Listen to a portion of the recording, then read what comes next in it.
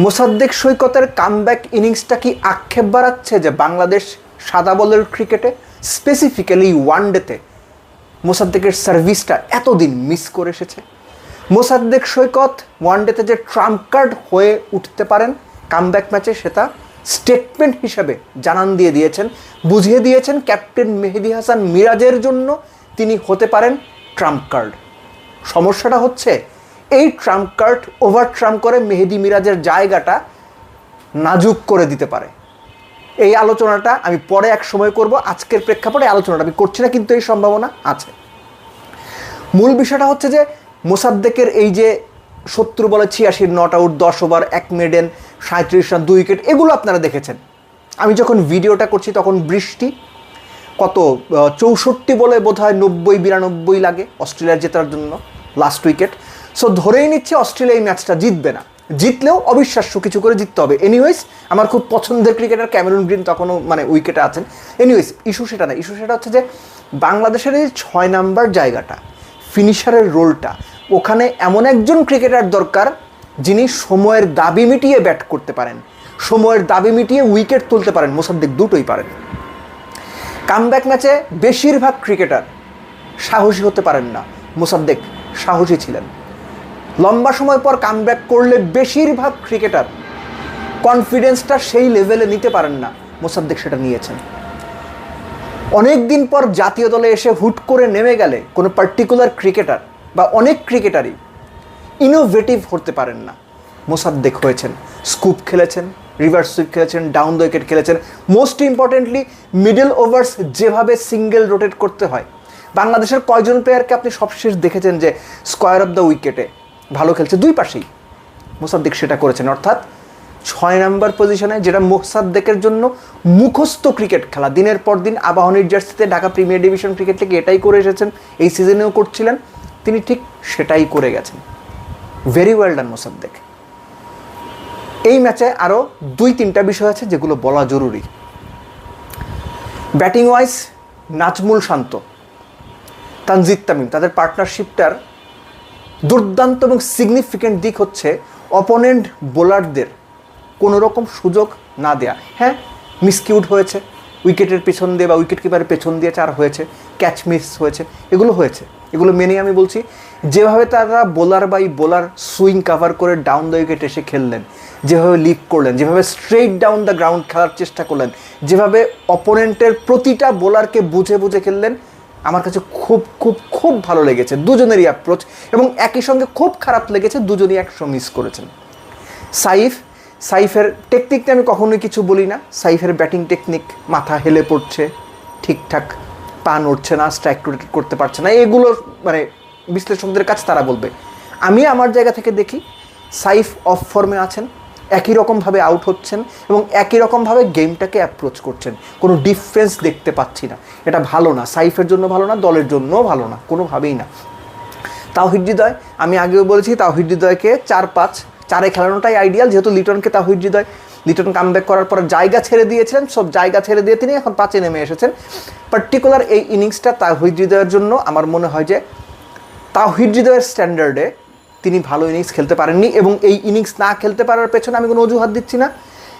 Back কিছু story রয়েছে, dressing রুমের কিছু ঘটনা রয়েছে, কোচ, ক্যাপ্টেন বা সিলেক্টরদের সঙ্গে কিছু আলোচনা, কিছু ইস্যুস রয়েছে যেগুলো হয়তো তাওহিদ হৃদয়ের উপর প্রভাব ফেলে থাকতে পারে। আমি সেই আলোচনাটাও করছি না, কিন্তু বলে রাখলাম, জাস্ট একটা হিন্টস দিয়ে রাখলাম যে একজন প্লেয়ারের ওপর যখন বিভিন্ন ধরনের এক্সপেরিমেন্টের সম্ভাবনা তৈরি হয় এবং বিভিন্ন জায়গা থেকে সেই মেসেজগুলো আসে প্লেয়ারদের কাছে, ন্যাশনাল টিম সংশ্লিষ্ট গুরুত্বপূর্ণ জায়গা থেকে, তখন সেই ক্রিকেটার অনেক সময় মেন্টালি আপসেট থাকেন। তাওহিদ হৃদয় যদি সেটা হয়ে থাকেন, দোষ দেওয়ার কিছু নেই। বোলিংয়ের জায়গা থেকে তাসকিনকে অনেক সময় আমরা ভুলে যাই, কেননা ওই যে তাসকিন তো উইকেট পান 1টা 2টা 5-6 উইকেট পান না, কিন্তু তাসকিন যে শুরুতে বিভিন্ন সময় 10 ম্যাচ খেললে অন্তত 6 ম্যাচে উইকেট এনে দিচ্ছেন, টোনটা সেট করে দিচ্ছেন, এটা আমরা অনেক সময় রিকগনাইজ করতে চাই না, কিংবা করতে চাইলে আসলে মনে থাকে না, আমরা ভুলে যাই। এই ম্যাচেও সেটা হয়েছে। তাসকিন ফার্স্ট ওভার উইকেট নিয়েছেন, মুস্তাফিজ অ্যাজ ইউজুয়াল যেভাবে বল করেন সেভাবেই করেছেন, উইকেট নিয়েছেন। এবং যখন অপোনেন্ট মোটামুটি কোণঠাসা হয়ে গেছে, নাহিদ রানা এসে তার স্পিড দিয়ে ভরকে দিয়েছেন, জাস্ট ওই যে টেলকে একদম ধসিয়ে দেওয়া, সেটাই করেছেন। একটা প্রপার বোলিং ইউনিট যেভাবে অপারেট করে বাংলাদেশ অস্ট্রেলিয়ার এগেনস্টে এক্স্যাক্টলি সেভাবে অপারেট করেছে।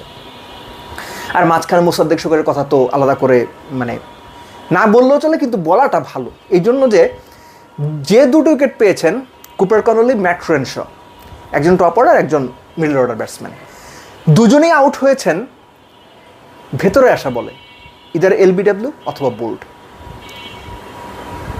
একজন ডানহাতি স্পিনার বা অফ স্পিনার যখন অ্যারাউন্ড দ্য উইকেট গিয়ে লেফট আর্ম ব্যাটসম্যানকে বল করেন, তখন যে বলগুলো ভেতরের দিকে একটু জোরের সঙ্গে আসে সেগুলো ব্যাটসম্যানকে অনেক সময় কনফিউজড করে দেয়, ফ্লাইট বুঝতে, লেন্থ বুঝতে, বলের ট্র্যাজেক্টরি বুঝতে বা বলটা ঠিক কোন দিকে যাচ্ছে এটা বুঝতে।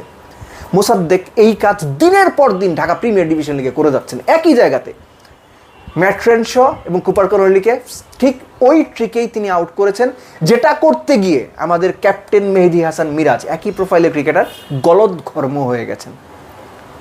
মিরাজ কি পারফর্ম করেছেন, কি বল করেছেন, কি ব্যাট করেছেন সেটা আমি বলছি না, আপনারা দেখে নিয়েছেন, না দেখলেও স্কোর কার্ড দেখে নিয়েন। এর কারণে পরে আলোচনা করব, বিশদ আলোচনা করব। সো বাংলাদেশ ক্রিকেট দলটা অস্ট্রেলিয়ার এগেনস্টে এত ডমিনেটিং পারফরমেন্স করবে আপনি এক্সপেক্ট করেছিলেন?